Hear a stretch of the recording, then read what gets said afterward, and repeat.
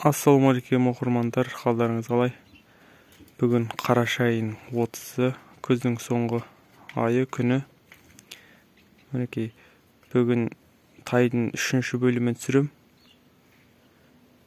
Сосын айта кететін, 700 оқырманға да жеттік. Енді 1000 оқырманға жетейік. Каналыма жазылып, лайк басып, комментарий қалдырыңыздар. Осындай қызықты видеолар түсіреміз. Бүгін мен тайларымызға 50 күндей болды. Жемделіп тұрғанына бағасын бересіздер. Видеоны көрсетем. Мінекей астын тазалап қойдық. Қаншама боқ шықты астына.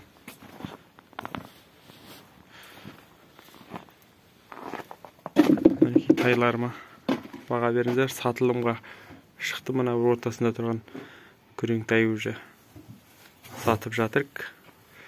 Ана қарагер тайымыз әлі кішіректеу. Ортасында күрең тай жақсы семірді. Сол жақтағы да енді бір қатты емес, емір елі қаздай барау мақтаса. Ортасындағы енді бармақ береді деп отырық. Бармақ қазы. Ар жақтағы шынтақ қазысы бар енді. Оны тағы да бір 10 күндей жемдейміз. Ортасындағы сата береміз. Анау сол жақтағы да өтсе оны да сата береміз. Мінекей жемі. Мына жерде тұзы. Суы бәрі құйылып тұр, алдарына шамал шөп сақ болғамыз. Шөбін жеп тұр. Астын тазаладық. Біраз боқ шықты астынан.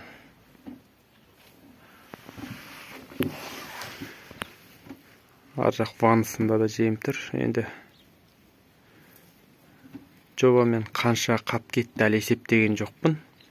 Енді бәрі жемделіп болғаннан кейін тағы да видео түсірем. Егер сойылып, біздің көзімізше сойып осылай көріп жатсақ, видео түсіріп, қанша жем кетті, қанша шығын кетті, соның бәрін есептеп, қанша пайда бар, сол туралы бәрін түсіре кетем алдағы уақытта. Комментарийден жазып сұрап жатыр, сол туралы да бәрін айтыңызшы. Қанша шығын, қанша пайда түсті, қанша жем кетті. Енді көбісі айтып отыр, неге арпа мен бидаймен жемдемейсің деп. Қазір бізге арпа бидай бұқтыратын жер жоқ. Оны арпаны қайнату керек, жақсылап бұқтырып қойып, орын дайындау керек оған. Өйткені бізде күн суық, білесіздер, қатық болады ол. Мысалы, енді бірінші күн беріледі, екінші күн бір қайнатқаннан кейін мол қайнатасын. Сондықтан қатық қалады. Соған орын дайындау керек жеке. Исінде білесіздер, арпаны қайнатқанда қалай шығатын. Үйге қайнатуға келмейді.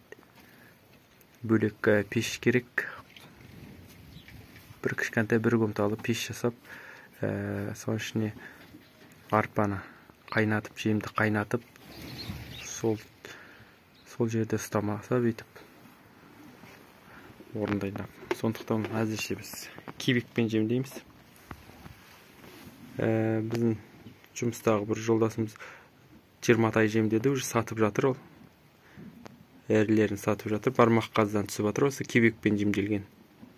Тура біз сияқты жемдеген, ол да бармақ қазы, елі қазы беріп жатыр. Ол 4 тайын сойды, әлі 16 тайы бар.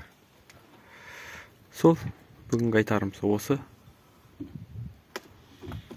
Басқа сұрақтарыңыз болса комментарийге жазып кетіңіздер. Жақсы, сау болыңыздар.